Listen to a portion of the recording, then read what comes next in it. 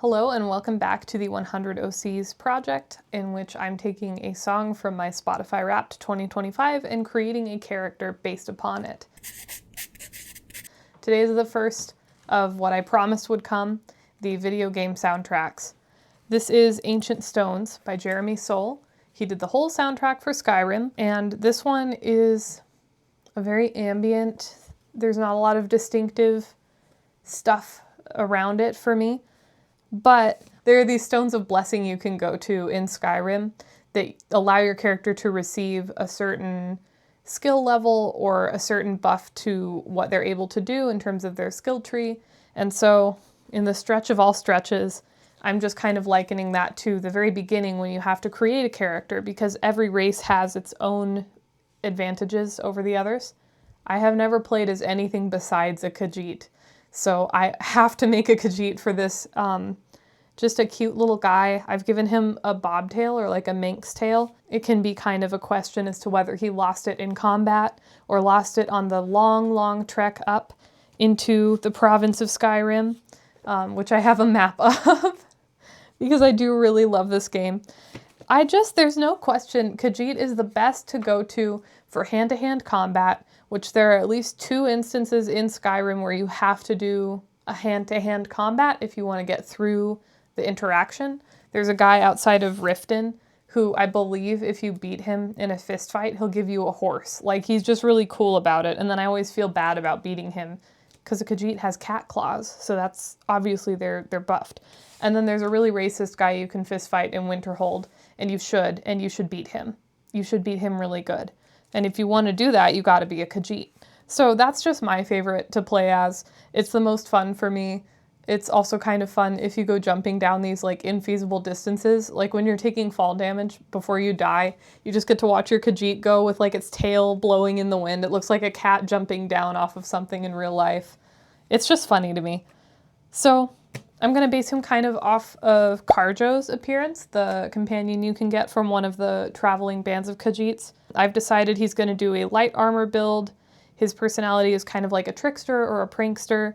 He's not good at potions, so he's not really a magicka guy. He's more of like a light combat, probably ranged combat and like guerrilla tactics, because that's how I play Skyrim. Just like me in Skyrim, but I guess a boy. I don't know. This will be a boy Khajiit. He's got the little braids, and his favorite food is the cheese wheel, the inescapable cheese wheel. So without further ado, I think I will start sketching him in earnest. All right, so I'm gonna look into how closely copyrighted the Skyrim music is, because I'd love to just play this song and some of the other ambient tracks in the background of this video. But before I have time to ponder about that, there needs to be a Khajiit to put in the video. I don't want to give him an overly square jaw. I don't want him to look too much like Karjo, who has like a very square jaw. And I will have to look up some reference images of some of the light armor available in the game. I love the elven armor once you can unlock it, but it's so late game, it feels like, to me anyway, that I don't really want to give an OC that. That feels kind of unnecessarily bougie. So I'm going to have him standing, kind of putting his weight down on one leg and then the other leg kind of in like a out position. And I don't, I should know how the armor is going to look before I draw too much more, but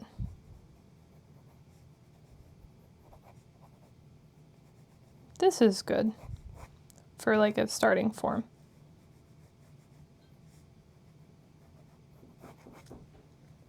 I left my car keys in our front door? Yes.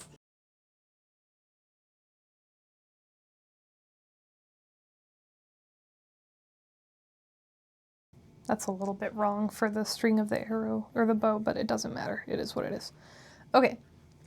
This is probably about as much as I can do without having a reference for the armor, so I'm going to go ahead and do the little face reference over here. And then I will go and print out some armor pictures and also figure out who my artist shout out is, because I have not memorized all 100 lines of my Excel spreadsheet. If you can even believe that.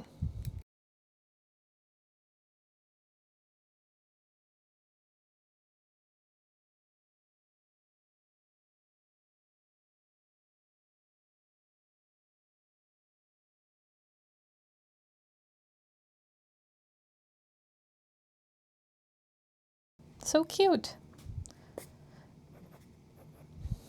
One thing I like about Khajiits in-game is that they do have a bit of diversity in terms of like how long the muzzles can be and the ear shapes.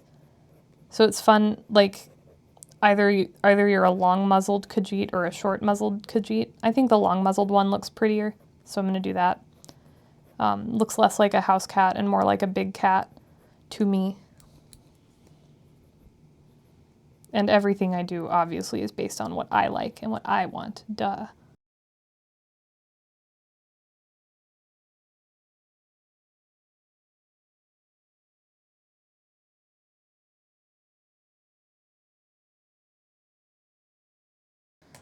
I'm not sure if me drawing an anthropomorphic cat fantasy creature will stoke the impression that I'm a furry artist or will somewhat quell it given how poor I've done. I guess we'll see. All right, time to go get reference images of armor. It will return.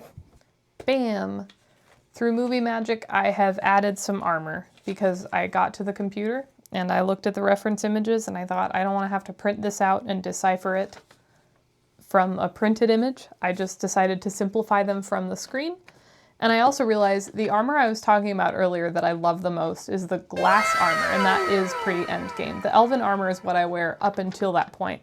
I always do the Thalmor Embassy quest, and then I steal elven armor off of one of the guards, and then wear that until I get to the glass armor level. You know, just a useless fact about me. So I've decided, though, that because it's kind of an advanced armor, this character is going to have still his Imperial Light armor on top, but he has gathered enough materials or has chanced upon extant glass armor bottoms and boots. So he's got the Imperial Light, like bracers and top here, but on the bottom he's got the really OP glass armor. I kind of like the imbalanced vibe. It's a little funny. It's also so accurate to when you're playing through a game and you're not to an end game stage yet. And you're like, well, I have this good armor. I might as well be using it, even if it doesn't match. So I thought that would be fun. And yeah, so I've lined him. I've added his armor. Obviously, I need to point out that he has a little Manx tail instead of a full-size tail. And I need to draw a little cheese wheel for his favorite food. And I will probably be giving him a lot of spots and gradient. So I think this one actually would be great to ink and then scan and then do digital color. So that'll be the first digitally colored OC in this series. I'm just going to quietly ink him in time lapse and then I will scan that in, make it into line art. There's a cool way you can do that in Fire Alpaca where there's a filter that you can add from the filter menu and then you just select extracting lines. You can kind of play with the settings of that to create a transparent PNG from anything that has black lines in it, basically. And Fire Alpaca is a free program, so even if you've tried it before and you didn't like it, if you didn't know it was capable of doing that, I would say download it again, because that is super useful. And one of the only things I use it for at this point. But tangent aside, I will line him and then we will color him digitally.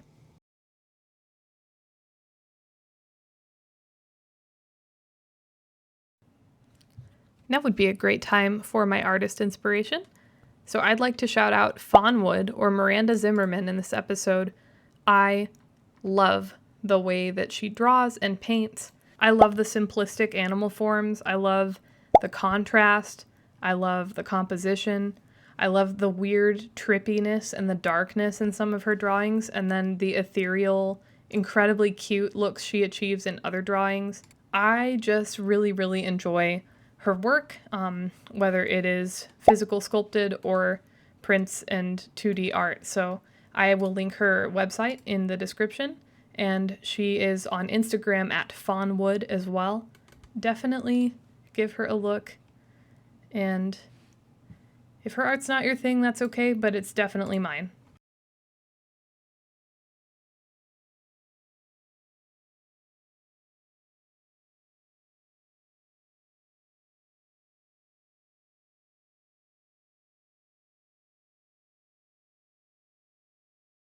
Something I didn't realize until I was trying to find a way to abstractify the glass armor is that the belt buckle is a little angry dwarven face, and I think that's so funny. I love that.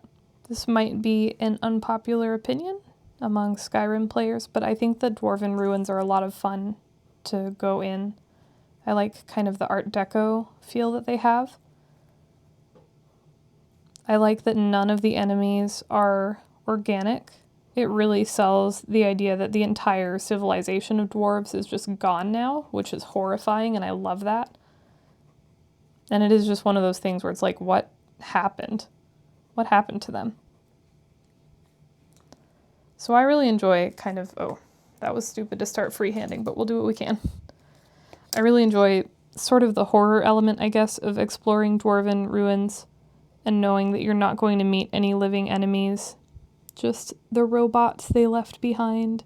And I really like going to, what is the mushroom place? Falkreath? I don't remember. It's got a lot of Falmer in it, so I could be making up a place name based on that, which you can only really access by busting through a dwarven ruin and getting to the elevator down.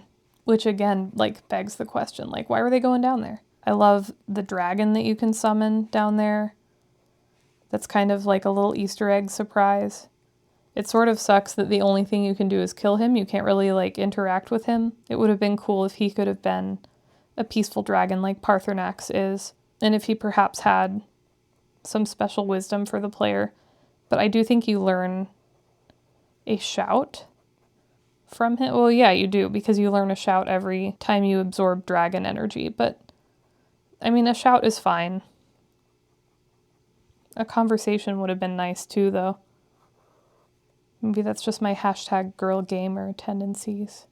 I think he's lined. So this is where I leave you. At some point I will scan him into the computer and do some digital coloring, and you will see either a screen recording of that or a Procreate time lapse. So here's the time lapse that Procreate generated. I'm going to have a speed paint afterwards that is the screen recording, because I will give you both. There's not a ton to say here.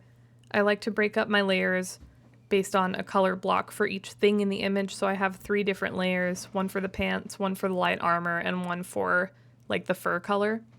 I utilize a lot of clipping masks and alpha lock on my layers to keep things from overlapping the lines, and I love Gaussian blur.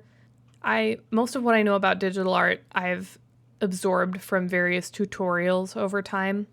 So the way I'm going to do the reflections of the glass and the metal is absorbed from something I saw on Tumblr a million years ago when I had a completely different blog. I don't know how I'd find it again, but it is just using various lights and darks and then applying a blur over it to give like a metallic sheen. I also did some of the blur on the spots in the coat, kind of to give a gradient effect. So now I'm going to go into the speed paint. For that, I will just play Skyrim music, starting with Ancient Stones, and you don't have to keep watching if speed paints aren't your jam, but I used to sit through hours of these things as a preteen on the internet because it was just so much fun to watch people do this. So for nostalgia's sake, here's everything I did sped up 5 times.